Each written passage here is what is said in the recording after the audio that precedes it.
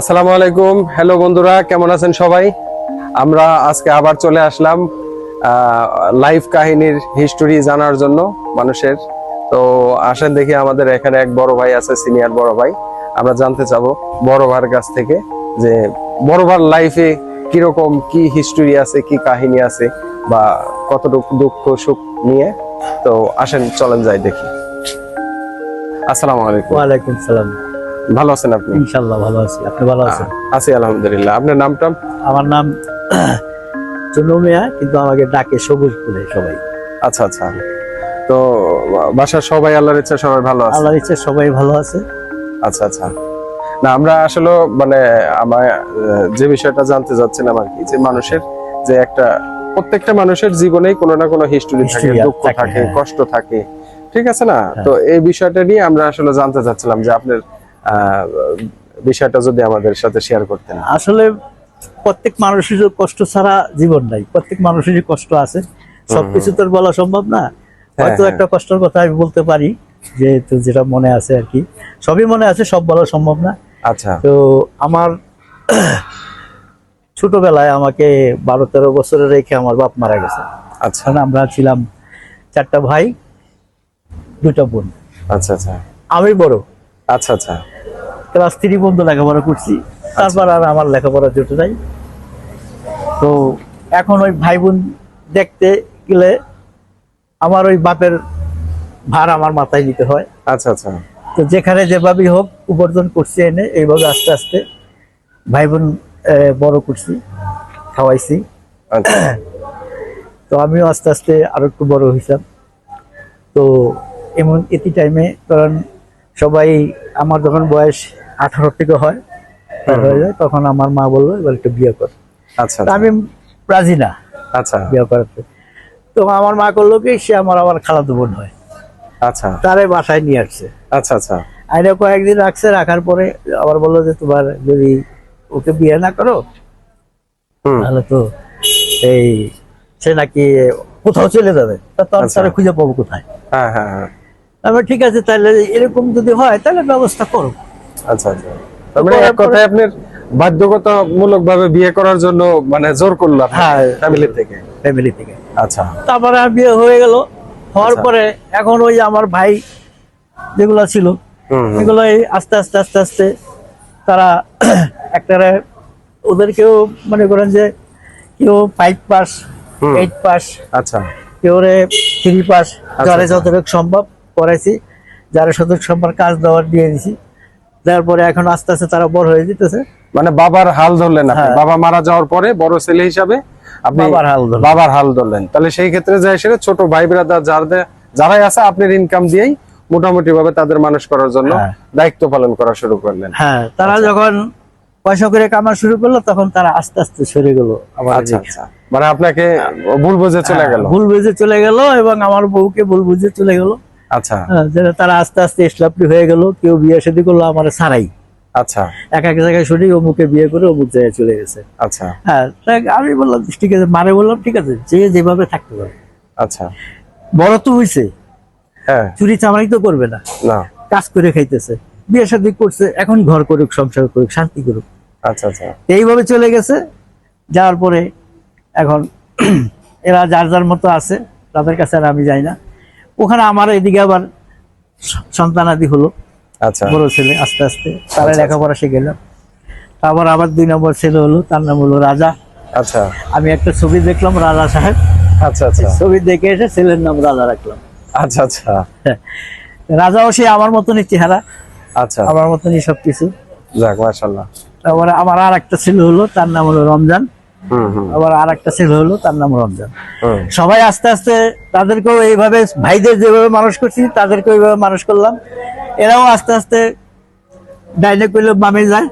আচ্ছা। বামে করলে ডাইনে যায়। এরাও কথা শুনে না, মার কথা মারে তো মানেই না, আমার কথাও শুনে না। আমি বললাম যে ঠিক আছে, তাহলে তোমরা তো কামাই করতে শিখছো, তোমাদের পয়সা আমি চাই না। আচ্ছা। তোমরা নিজের পায়ে দাঁড়াও, তোমরা কাজ করে খাও, সংসার করো, দেখো বাপ কি জিনিস। বাপ কি জিনিস। তার মানে আপনি এটা বোঝাতে চাচ্ছেন যে আসলে আপনি আপনার বাবার ভাইদের প্রতি যে বাবার যে স্নেহ, মানে বাবা না থাকার কারণে যে ভাইদের উপরে যে একটা ব্যবস্থাপনা দেওয়ার জন্য, তাদেরকে মানুষ করার জন্য যে হাল ধরলেন, সেই হাল থেকেও দেখা গেছে কি যে ভাইরা ভুল বুঝলো। তারপর দেখা গেছে যে সন্তানরাও একটা পর্যায়ে দেখা গেছে যে মানে আপনাকে আর ওরকম ভাবে নিচ্ছে না, এখন বুড়া হয়ে গেছে, এখন বাপের ওরকম ভাবে দরকার। এখন আগের মতো কাজ কাম করতে পারি না, কামাই করতে পারি না, বিধায় এখন তারা কাজ করে, তারা খায়, তারা আর আমার দেখে না। এখন এইভাবে আমি আমার আপনার চাচিকে নিয়ে আর আমার ছোট একটা ছেলে আছে, একে নিয়ে আমি বর্তমানে বসবাস করতেছি। আচ্ছা আচ্ছা, এই হলো আমার দুঃখের কাহিনী। আরো কত দুঃখের কাহিনী আছে, এগুলো বলার মতো শেষ না। বন্ধুরা, সেটাই ভাই যেটা আসলে বুঝাইতে চাচ্ছিল যে এক বাবা মার যদি 10 জন সন্তান থাকে, তো সেই 10 জন সন্তানকে 2 জন বাবা মা লালন পালন করে লেখাপড়া করায়া প্রতিষ্ঠিত করানোর তৌফিক আল্লাহ তাআলা দেয়। কিন্তু 10 জন সন্তান মিলে 2 জন বাবা মাকে, একজন বাবা একজন মাকে, 10 জন সন্তান মিলে সেই পর্যায়ে তাদেরকে লালন পালন করতে পারে না, আল্লাহ তাদের তৌফিক দেয় নাই। তো সেরকম ভাবে ভাইয়ের মনে অনেক দুঃখ, অনেক কষ্ট, যে ছোট ভাইদেরকে মানুষ করলো, সেই ছোট ভাইরাও কি অবশেষে তাকে ধোঁকা দিল, বা তারা তাকে বিশ্বাস করতে পারলো না, তার ভালোবাসা থেকে বঞ্চিত করলো। আবার ছেলে সন্তানদেরকেও সেম ওই ক্যাটাগরি হয়ে গেল। তো পৃথিবীতে মানুষ আসলে এরকম দুঃখ কষ্টের মধ্য দিয়ে চলতেছে। তো এরকম অসংখ্য পরিবার আছে যারা আসলে হচ্ছে যে 10 জন সন্তান আছে, কিন্তু বাবা মা অবহেলিত, বাবা মা ভাত কাপড় পাচ্ছে না, খাবার পাচ্ছে না, সন্তানরা খোঁজ খবর রাখতেছে না। তো এরকম সমস্যা অনেক পরিবারেই আছে। তো যেরকমটা ভাইও বলতেছিল আর কি। তো ভাইয়ের এই ইসে কি আপনার কেমন, মানে কষ্টটা কেমন? আসলে আমার কষ্টটা সবচেয়ে বেশি লাগছে ভাইয়ের উপরে, যে ভাইকে আমি বেশি ভালোবাসতাম, যাকে কুলে করে নিয়ে ভাত মাখায় খাওয়াইতাম, আচ্ছা, যার পিছনে আমি বেশি শ্রম দিতাম। আচ্ছা, সেই ভাই আমার কিছুদিন আগে এই আমার কিডনির সমস্যা ছিল। আচ্ছা, আপনার? হ্যাঁ, আচ্ছা আচ্ছা, কিডনিতে পাথর হলো, সেই অপারেশন করার জন্য এই মোহাম্মদপুর শ্যামলীতে কামরুল ইসলামের হসপিটালে আচ্ছা 1,20,000 টাকা লাগে। আচ্ছা আচ্ছা, টাকা ম্যানেজ আমি করছি বিভিন্ন দিক থেকে। ভাই শুধু রক্ত দিবে। আচ্ছা, রক্তের গ্রুপ আপনার সাথে মিলছে? হ্যাঁ, আমার সাথে মিলছে। আচ্ছা, কিন্তু সেই ভাই রক্ত দেওয়ার কথা বলে আমাকে বেডে 3 দিন শোয়ায় রাখছে। মানে সে আসার কথা বলে আর আসে নাই।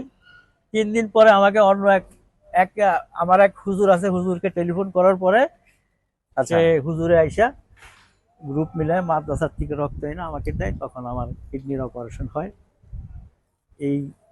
আসলে এটা যে কতটা কষ্টকর, যে ভাইকে আপনি নিজে হাতে খাওয়ালেন, কোলে পিঠে করে মানুষ করলেন, সেই ভাই একটা সময় আপনার অসুস্থতার সময়, তাও আবার কিডনি সমস্যা, সেই সময় তার ব্লাডের সাথে মিললো, কিন্তু সেই ভাই ব্লাডটা দিল না। 3 দিন শোয়ায় রাখছে আমারে। 3 দিন শোয়ায় রাখছে দিবে বলে। আসলে এটা আমরা অনেক সময় দেখা গেছে আমরা নিজেরাই মেনে নিতে পারি না। তো আপনার জন্য আসলে কি বলবো, আপনার হিস্টোরি শুনে আমার নিজের কাছে কষ্ট লাগতেছে যে মানুষ কিভাবে পারে এরকম, মানে এত দ্রুত মানুষকে ভুলে কিভাবে যাইতে পারে, যে আমার জন্য কে কি করলো, কে কি করছে। হ্যাঁ, এই জিনিসটা মানুষ কিভাবে এত তাড়াতাড়ি করতে পারে? মানুষ যদি একটু ওই দুঃখের থেকে সুখের দিকে যায়, 10 পয়সার থেকে 20 পয়সা হয়, তখনই মানুষ পিছনের যারে ধরে উঠছে তারে ভুলে যায়। আচ্ছা, তাহলে তো আপনি তো অনেক কষ্টে আছেন বা কষ্ট পাইছেন এদের থেকে, তাহলে এই দর্শকদের উদ্দেশ্যে আপনি কি বলবেন, যে আপনার দর্শকরা কি করবে, যে আপনার এই বয়সটাতে যে আপনি এখন এরকম একটা কষ্ট পাইছেন বা এরকম ভাবে একটা হয়েছে, মানুষ যাতে মানে এরকম করবে কিনা বা কি করবে, আপনার দর্শকদের উপলক্ষে কি বলবেন?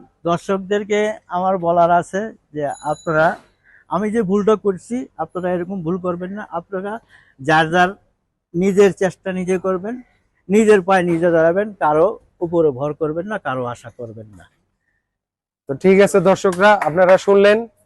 তো আশা করি আপনারা হয়তোবা এই ভাইটার কথা শুনলেন বা দেখলেন, আসলে ভাইয়ের মনে কতটা কষ্ট।